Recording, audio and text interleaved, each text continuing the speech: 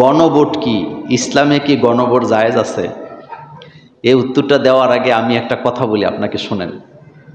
এটা হলো, আমি মোল্লা নাজিম একজন ব্যক্তি না, আপনি একজন ব্যক্তি না, একেবারে মনোযোগ দিয়ে কথাটা মানবেন। সেটা হলো, আমি যখন মিম্বরে বসি তখন আমি সবার, আমি কি যত মতের লোক আছে, একেবারে হানাফি, শাফি, হাম্বলি, মালিকি, লামাজাবি, সবার লোক আমি সবার ইমাম নাকি? কিন্তু এর বাইরে আমার একটা মত আছে না, আমি ব্যক্তিগতভাবে হানাফি মাযহাবের লোক, কিন্তু আমি যখন ইমামতিতে দাঁড়াই, আমি কি শুধু হানাফি মাযহাবের লোকের ইমামতি করি না, সবার ইমামতি করি? লামাজাবির করি, মালিকির করি, শাফির করি, হাম্বলি মাযহাবেরও করি। Same same. আমি যখন মিম্বরে বসি, আমি তখন সব দলের লোক, একেবারে যত রাজনৈতিক দল আছে বাংলাদেশে সবার লোক আমি। কিন্তু আমি যখন এখান থেকে নামি, তখন আমার ব্যক্তিগত একটা চয়েস কোন দলের থাকতে পারে নাকি পারে না? একটা কথা শুনে, নিরপেক্ষ বলতে কিছু নাই, আছে না? নিরপেক্ষ বলতে কিছুই নেই। নিরপেক্ষ হয় একমাত্র পাগল, হেতে ল্যাংডয়ে ঘুরে, তার কোনো পক্ষ নেই। কিন্তু যাদের কমন সেন্স আছে, আকল আছে, আপনি তারে নিরপেক্ষ পাবে না। সে মনে মনে একটা না একটারে সাপোর্ট কি, এ কথা সত্য? কত পার্সেন্ট সত্য? 100% সত্য। আপনি যে বলে আমি কোনো রাজনীতি করি না, তারও ভিতরে একটা রাজনৈতিক দল পছন্দের আছে, আসেনি? আছে। এই জন্য মিম্বরে যখন আমরা বসি, তখন আমরা কথা বলি সার্বজনীন, সবার জন্য, সবার জন্য। তো এখানে গণভোট, যেই পদ্ধতিতে, যেই গণতান্ত্রিক পদ্ধতিতে আমাদের দেশে ভোট হয়, এই পদ্ধতিটা ইসলামে নাই। এই কথা আরেকবার বলছিলাম কিনা? এই পদ্ধতি ইসলামে নাই। কারণ এখানে একজন শিক্ষিত, মার্জিত পিসাবুজের বোর্ডের যেই দাম, গাঞ্জাখুরের বোর্ডেরও। এ কথা কি সত্য? সত্য। একজন রিক্সা চালায়, তার বোর্ড, রিক্সা চালানো খারাপ বুঝেই নেই। আবার একজন সচিবের বোর্ড, দুইটা কি এক? অসুবিধা নাই যদি দুইটা ভালো হয়। কিন্তু সমস্যাটা হলো, একজন চোর, আমি জানি হাতে চুরি করে, আমি জানি হাতে গাঁজা খায়, তার বোর্ডের যেই দাম, একজন পিসাবেরও কি এই দাম। এই পদ্ধতিতে ইসলামে কি নাই? জায়েজ নাই। ইসলাম মূলত খেলাফতে বিশ্বাসী। এখন বলবেন মোল্লা ভাই, তাহলে ভোট তো আমাদের দেশ হয়, এটাই তো মুশকিল। ভোট আমরা দেই বাধ্য হয়ে। বাংলাদেশের কোন আলেম নির্বাচন পদ্ধতি, এই গণতান্ত্রিক পশ্চিমা পদ্ধতিকে কেউ বলে নাই যে এটা জায়েজ, এটা বলে নাই। এটা বলছে কেউ? কিন্তু যেহেতু আর কোনো ওয়ে নাই, আর কোনো ওয়ে নাই, রাস্তা নাই, যাবেন কোন দিক দিয়া? আচ্ছা, আমি আরেকটু সহজ করে বলি। এই দেবপুর বাজার থেকে যদি ক্যান্টনমেন্ট যাইতে হয়, মেন রাস্তা একটা আসেনি? কথা কন না কেন? আছে, ওইটা দিয়েই যাইবেন, এটাই রাস্তা। কিন্তু কোনো কারণে ওই রাস্তা বন্ধ, মাঝে মধ্যে এদিক দিয়ে গাড়ি ঢুকে না বোধহয়। তো এদিক দিয়ে যে ঢুকছে, খেতে গিয়ে এটারে বিশ্ব রোড কইছে নাকি? না, বিপদে পড়ে গেছে। বিপদে পড়ে গেছে, যেহেতু ওই রোড কি বন্ধ। যেহেতু আমার বাংলাদেশে খেলাফতের রাস্তাটা কি আছে? বন্ধ আছে, আর কোনো ওয়ে নাই। তো জায়গা মতো তো যাইতে হবে, যেহেতু যাইতে হবে সেহেতু এই রাস্তা দিয়ে ঢুকছে। কিন্তু এটারে কেউ জায়েজও বলে নাই, এটা কর্তব্য ফরজও বলে নাই, সুন্নতও বলে নাই। এগুলি হলো খোরা অজুহাত। এখন আসেন গণভোট। গণভোট ওই যে একই তো পদ্ধতি, একই তো পদ্ধতি। ইসলামে খলিফা নির্বাচন করবেন যারা ইসলাম মানে। হযরত আবু বকর সিদ্দিক রাদিয়াল্লাহু তাআলা আনহু, হযরত ওমর ফারুক রাদিয়াল্লাহু তাআলা আনহু, হযরতে ওসমান রাদিয়াল্লাহু তাআলা আনহু, হযরতে আলী কাররামাল্লাহু ওয়াজহু বা রাদিয়াল্লাহু তাআলা আনহু, তিনারা যে খেলাফতের দায়িত্ব নিছেন, এটা কি গাঞ্জাখুর, চোর, মদখুরের মানে কি বলে সমর্থন নিয়ে ওনারা খেলাফতের দায়িত্বে বসছে, না নামাজি ভালো মানুষ মোমেন মানুষের সমর্থন নিয়ে ক্ষমতায় বসছে?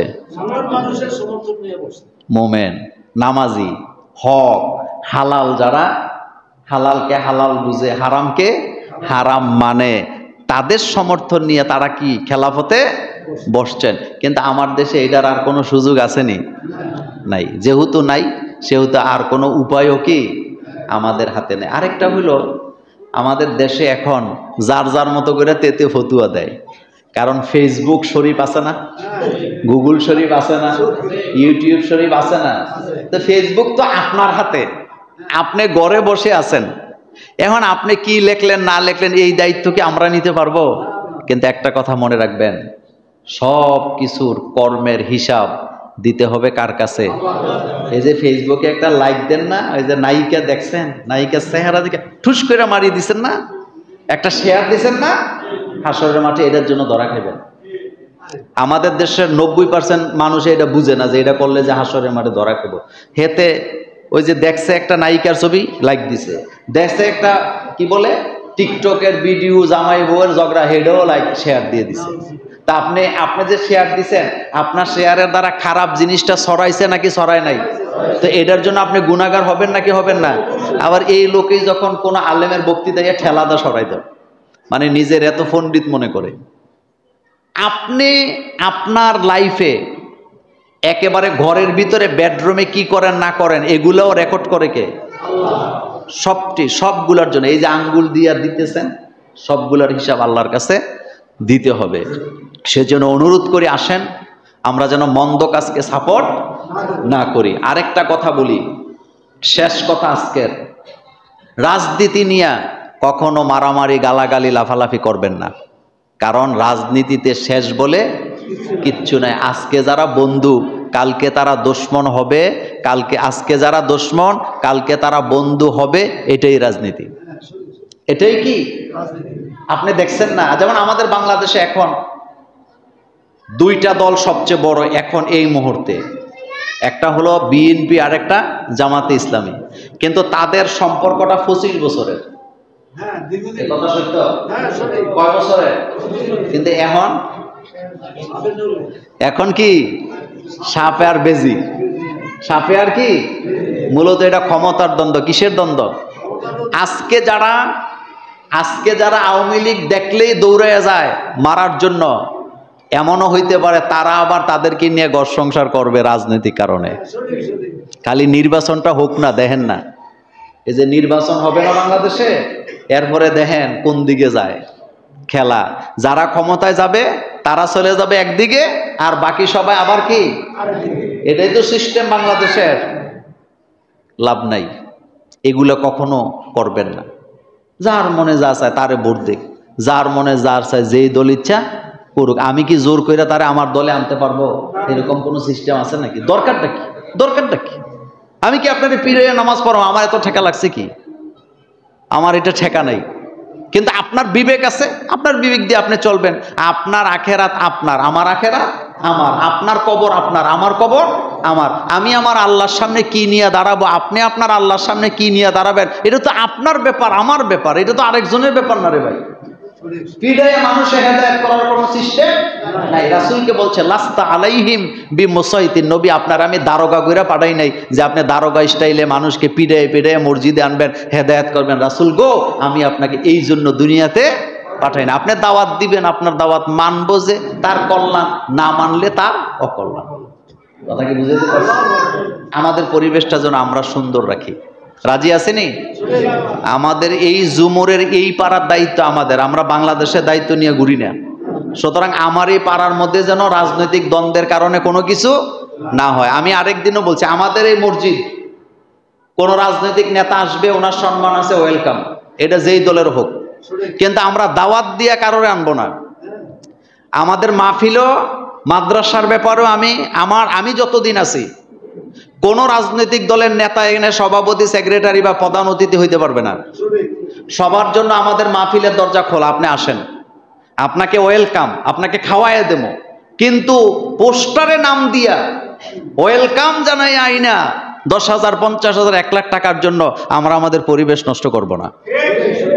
কারণ আজকে যারা ক্ষমতায়, আমি এখন তাদেরকে আনবো, ভবিষ্যতে তারা যখন ক্ষমতায় থাকবে না আবার আরেক দলাই আমাদের উপরে দখলদারিত্ব করবো নি। তো এটা তো শিক্ষা প্রতিষ্ঠান, এটা কি রাজনৈতিক জায়গা? আপনারা কি আমার কথা একমত? কোনোদিন কোনো পোস্টারে কোনো রাজনৈতিক দলের নেতার নাম দিবেন না, কোনোদিন না, আজকে না, কোনোদিন না।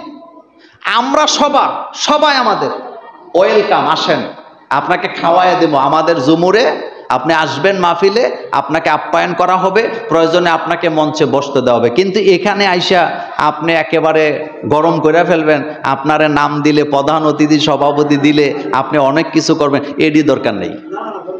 বলেন একমত কিনা? একমত কিনা? সবাই একমত? মাদ্রাসা, মসজিদ এটা আলাদা জিনিস, এটা সবার। এটা নিয়ে কানাঘুষাও করবেন না, এটা আলাদা থাকুক। এটা রাজনীতির জায়গা না, এটা শিক্ষার জায়গা। তাইলে ভবিষ্যতে বারাকা পাবেন। একজনকে সাপোর্ট দিবেন আজকে, কালকে আবার আরেকজনকে দিবেন, এই হজবরল জিন্দিগি চলবো। একবার যদি সুযোগ দেন, কয়বার এই কথা শুরু হইব, উমকে দিছিল না, এখন দিবা না কেন? এই প্রস্তাব দরকার না। আমার টাকা লাগতো না ভাই, আমারে শান্তিতে থাকতে দাও। একমত? আমাদের চালাইবো কে? রিজিক কার পক্ষ থেকে আসে? আল্লাহ পাকের পক্ষ থেকে আসে। আল্লাহ যেন আমাদেরকে কবুল করেন, আমরা বলি আমিন।